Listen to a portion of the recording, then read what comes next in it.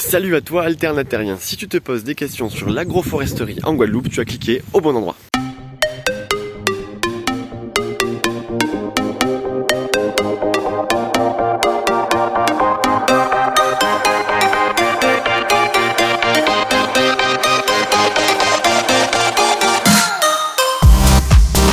Pour en apprendre plus, on va retrouver Ulysse et Léo. Ils se sont installés il y a 2 ans au pied de la Soufrière à Matouba, en Guadeloupe. Ulysse est responsable de la production agricole et Léo s'occupe de la partie agrotourisme. Alors là, on est à Frésia. Donc Frésia Nature, c'est un projet qu'on a monté avec Ulysse il y a à peu près 2 ans. Donc on est en concession ONF. Là, on est dans des grandes clairières en forêt domaniale. Et donc l'idée du projet, c'était de replanter du cacao dans ces clairières. Après, on s'est rapidement rendu compte que pour que ça marche, on avait besoin de beaucoup plus de diversité que juste planter du cacao. Du coup, on a apporté énormément de diversité végétale. Donc là, par exemple, ici, on voit des petits arbres qui poussent. Et pour accompagner leur pousse, on va amener des légumineuses pour amener de l'azote. On va amener des plantes à cycle annuel comme des bananes, comme de l'ananas pour avoir des récoltes. Ça, c'est pour l'aspect économique en attendant que ces arbres produisent.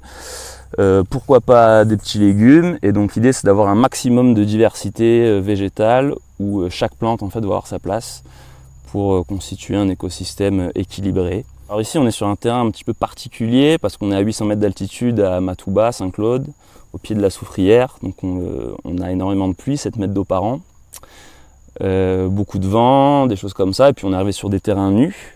Et donc voilà, c'est un espèce de grand laboratoire d'expérience où on essaie on essaie de planter plein de choses avec pour objectif de reconstituer une forêt fruitière, une forêt d'abondance.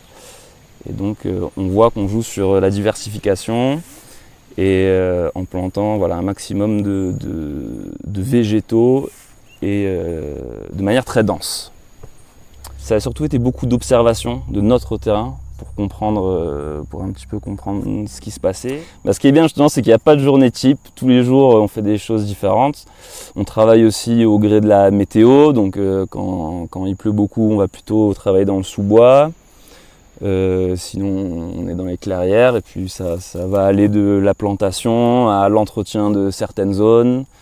On commence à avoir un petit peu de récolte, mais en tout cas il y a surtout un engouement des gens en général pour le jardin, pour le local, et notamment pendant le Covid où on a eu beaucoup de demandes de personnes qui étaient chez eux et donc qui commençaient à observer leur jardin, qui voulaient planter des choses et qui nous demandaient des conseils. Et finalement, ça a été une période un peu charnière où il y a eu énormément d'échanges là-dessus. En général, ça pousse assez bien, mais quand tes cultures poussent bien, ça veut dire que les adventices, ce qu'on appelle les mauvaises herbes, poussent bien aussi. Donc ça demande beaucoup d'entretien, beaucoup de travail, beaucoup d'énergie. C'est pour ça que c'est intéressant de trouver des alternatives pour pallier à ça. Donc par exemple, nous, on joue beaucoup sur le paillage.